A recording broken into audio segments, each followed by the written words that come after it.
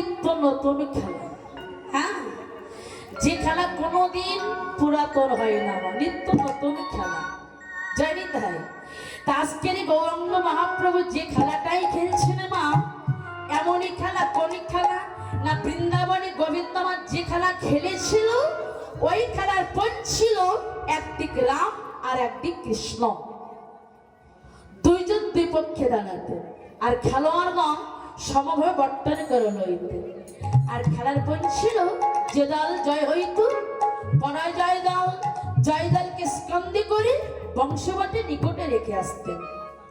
কিন্তু আমাদের কানায় যে দলে থাকতেন আমার, সেই দলে কিন্তু নীতি নীতি হেরে যেতেন। কেন বলুন তো? আজকের ভক্ত ভগবানের লীলা আস্বাদন করবেন, তাই তিনি যে দলে থাকতেন সেই দলে নীতি নীতি হেরে যেতেন। আজকের সেই খেলা খেলছেন কে? আজকের সেই খেলা খেলছেন আমার চৈতন্য মহাপ্রভু। অনুমানে কিছু নয়, বর্তমানে কিন্তু আমাদের এই সেই খেলার মাঠ। এই খেলার মাঠে যে আসবে তারই কিন্তু জয় হয়ে যাবে আমার, তার কখনো পরাজয় হবে না। হ্যাঁ, আর এই হরি নামেরই খেলা, এই খেলা এমনই খেলা, যদি পিতা পুত্র ঘরে বসে যদি এই হরি নামেরই খেলা খেলে আমার, পিতা পুত্র যদি হরি নামেরই খেলা খেলে, আর এই খেলা খেলতে খেলতে একবার যদি তাদের আনন্দ হয় মা, তবে তাদের কি হয় জানো? কত পিতা ধরে পুত্রের চরণ, কত পিতা ধরে পুত্রের চরণ, কত পিতা ধরে পুত্রের চরণ,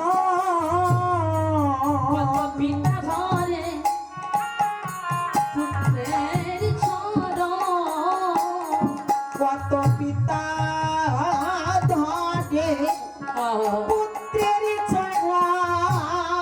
এই হরি নামের খেলা,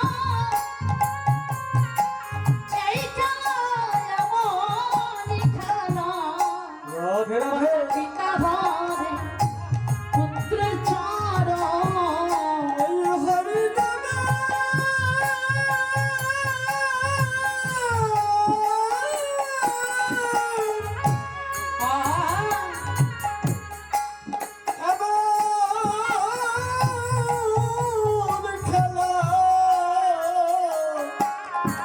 হরিমা কত পিতা ধরে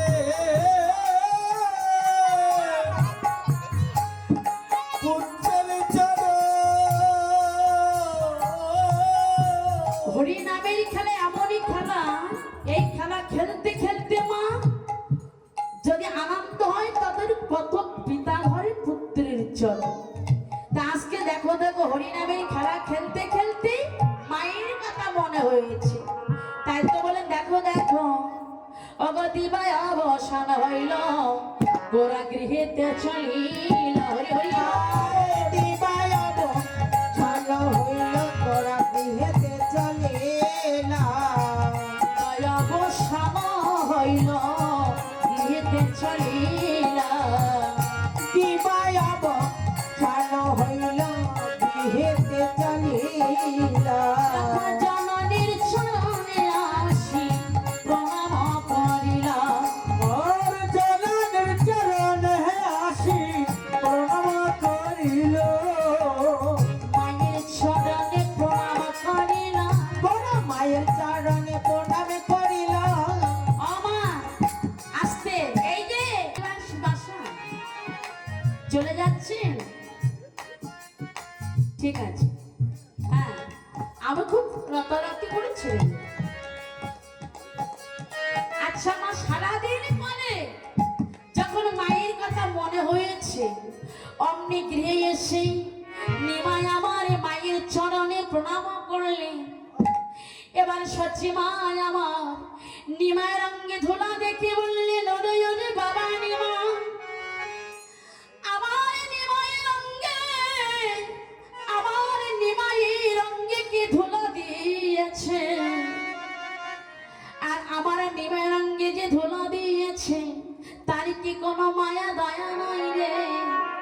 নরহরি গৌরীদাস বললেন মা গো তোমার নিমাই রঙে কেউ ধোলা দেয় নাই মা, তোমার নিমাই নিজা কৃষ্ণ গোবিন্দ বলে এই ধুলাই গড়াগড়ি দিয়ে মা গো সে যে তোমার নিমাই সে যে নিজে ধুলা মেকেছে মা। নিজে ধুলা মেখেছে মা, নিজে ধুলা মেখেছে মা, ধুলাই গড়াগড়ি দিয়ে নিজে ধুলা মেকেছে মা। ধুলাই গড়ি দিয়ে নিজে ধুলা মেখেছে মা। মা কৃষ্ণ গোবিন্দ বলে তোলাকে ধরিস নাই কেন? আমার নিমাই যখন ধুলা মাখছিল আমা তোমার নিমাইকে যে ধরিতে যায় সেও তো পড়ে যায়। হ্যাঁ দেখছেন না এখানে এক ভক্ত আর এক ভক্তকে জড়িয়ে ধরছে। তো কৃষ্ণ এই কৃষ্ণ প্রেম এমনই প্রেম মা যে পড়ে যায় যে ধরিতে যায় আর একজনকে জড়িয়ে ধরে।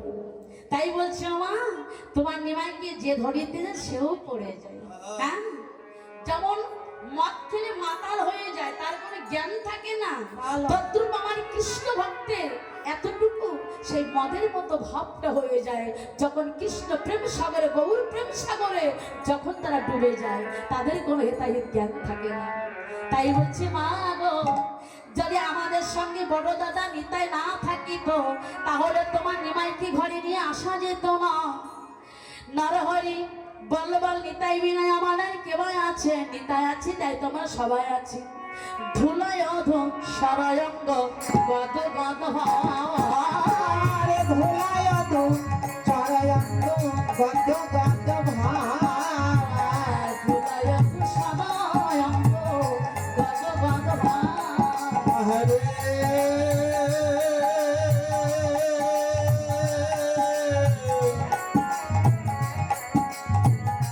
আহারে আহারে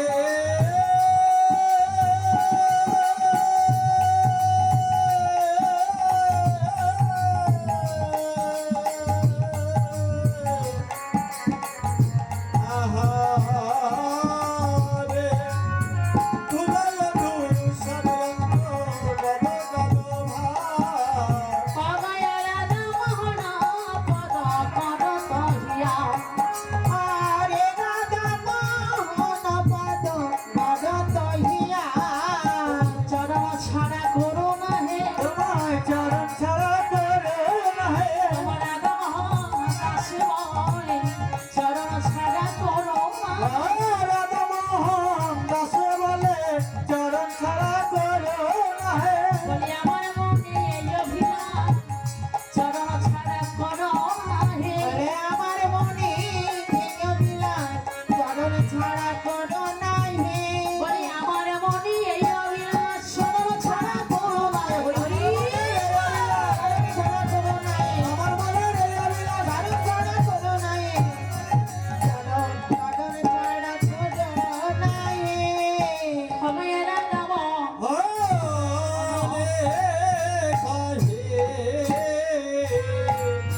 চরণ ছাড়া ও করুণা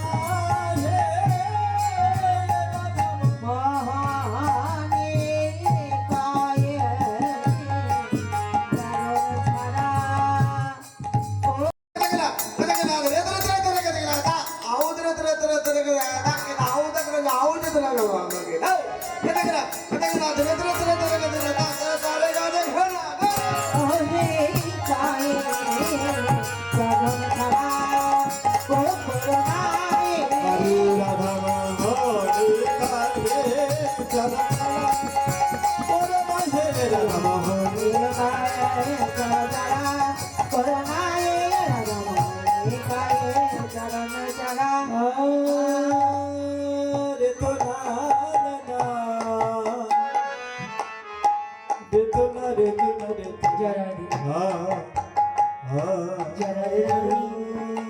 এতক্ষণ আমরা গৌরীর আস্বাদন করলাম, এবারে সেটি মধুময় ছিলাম বৃন্দাবনে। তা বৃন্দাবনে প্রবেশ করার সাথে সাথে কারা কারা বৃন্দাবনে গেছে একটু হাত তুলে বলুন তো। বলে আমরা বৃন্দাবনে তো বসে আছি নাকি? হ্যাঁ নারদিয়া পুরাণে প্রমাণ দিচ্ছে নহং তিষ্ঠামি বৈকুণ্ঠ যোগিনাগিরিদে ন চমক ভক্তা যত্র গায়ন্তি তত্র তষ্টমি হে নারদ।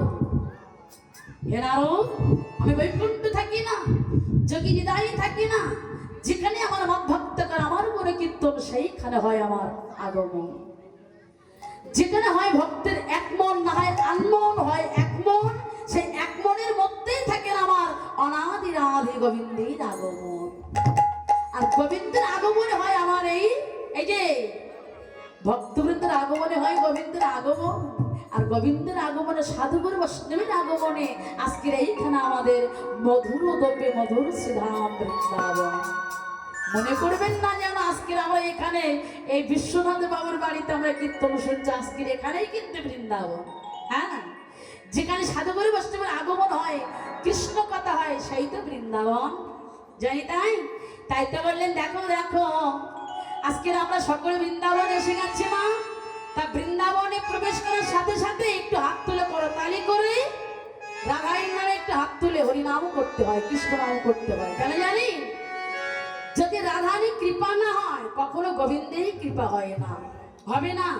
যদি রাধারানী আমার কৃপা করেন তবে আমার গোবিন্দরই কৃপা হবে। সকলে গাইবেন কিন্তু, যা রাধে রাধে। কৃষ্ণ বলে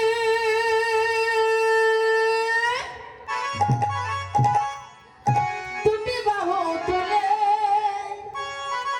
এসো না ভাই হরি বলে।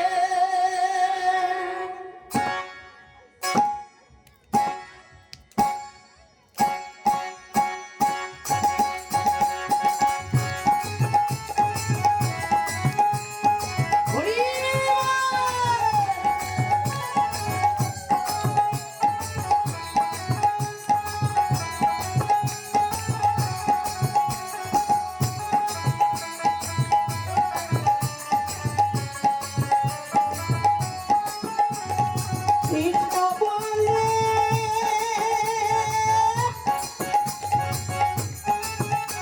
দুটি বাহু তুলে এসো না ভাই হরি বলে। হাত নামালেন না, কারণ দেখো ওই বারান্দার উপরে চেয়ারে যারা বসে আছে, উপরে যারা বসে আছে, এরা তো চেয়ারম্যান। চেয়ারম্যান চেয়ারম্যান না, হ্যাঁ, জমিদার মাটিতে এরা তো জমিদার। হরিমান, কারণ রাধারি কৃপা পেয়ে গেছে আর প্রয়োজন নাই, ওই জন্য হাত তুলছে না আর হরি বলে বলছে না, হাতও তুলছে না। কারণ দেখুন আজকে সেটাই প্রমাণ করে দিয়ে গেছেন যে ভগবানের চরণে যদি আত্মসমর্পণ না করা হয় কখনো ভগবানই করুণা হবে না। কেন জানেন? এখন দেখতে মানে শীত পড়ে গেছে, গেছে না? একটু বলতে হয়, এই যে হরিনাম এমন একটি জিনিস, এই কৃষ্ণনাম করিতে করিতে হরিনাম করিতে করিতে এমন একদিন আমাদের আসবে যে আমরা হরিকে ছাড়বো, হরি আমাদের কাউকে ছাড়বে। তার প্রমাণ দেখুন, দুই বন্ধু, একজন বাঙালি বন্ধু আর একজন হিন্দুস্তানি বন্ধু। তার দুই বন্ধু কীর্তন গান শুনতে যাচ্ছে ওই নদীর ধার দিয়ে। আপনাদের বাড়ির আশেপাশে কোনো বড় নদী আছে? এ গোপালক নদী আছে না? আগে বড় ছিল। এটা আপনাদের আমাদের, শুধু আপনাদের বললে ভুল হবে, আমাদেরও নাকি? তো দেখুন আগে খুব বড় ছিল, এখন ছোট হয়ে গেছে। যাই হোক, যখন বড় ছিল দেখবেন বড় বড় নদীতেই ওই মাঝে মাঝে ভুস করে করে কি যেন ঠেলে ওঠে। ওকে আপনারা কি বলেন? ভুস করে করে ঠেলে ওঠে বড় বড় নদীতে দেখবেন। শিশু, এই যে ঢাকা গাজীপুরের ভিতরে ওরা বলে ছৌ মাছ, আর সিলেটের ভিতরে কি যেন বলে, যে ওরা বলে শোষ। হরিবল। যাই হোক, এখন ওই দুই বন্ধু যাচ্ছে কীর্তন গান শুনে, ধরুন আমাদের এখানে কপোতাক্ষ নদী দিয়ে আমাদের এখানে আসছে। এখন নদীতে ওই হিন্দুস্তানি বন্ধু তো জানে না ওটা কি জিনিস, হ্যাঁ, তো হিন্দুস্তানি বন্ধু বলছে, বাঙালি বন্ধুকে জিজ্ঞাসা করছে, বন্ধু বন্ধু, ওই যে নদীতে মাঝে মাঝে কালো কালি কি অবস্থা? তো লক্ষ্য করবেন আমাদের বাঙালির মাথায় সবসময় একটু বুদ্ধি বেশি থাকে, আর এই বাঙালি কিন্তু চালাক বেশি, দেখবেন। হরিবল। এখন বলছে, বন্ধু ওর নদীতে কালো পানি কি অবস্থা? তো বাঙালি বন্ধু চালাক করে বলছে, বন্ধু ওটি কম্বল ভাসতে হয়। বলছে, বন্ধু ওটি কম্বল ভাসতে হয়। আচ্ছা মা, কম্বল কি জানেন তো? তাও জানেন না? ও যে গায়ে দিয়া মা, শীতের সময় এখন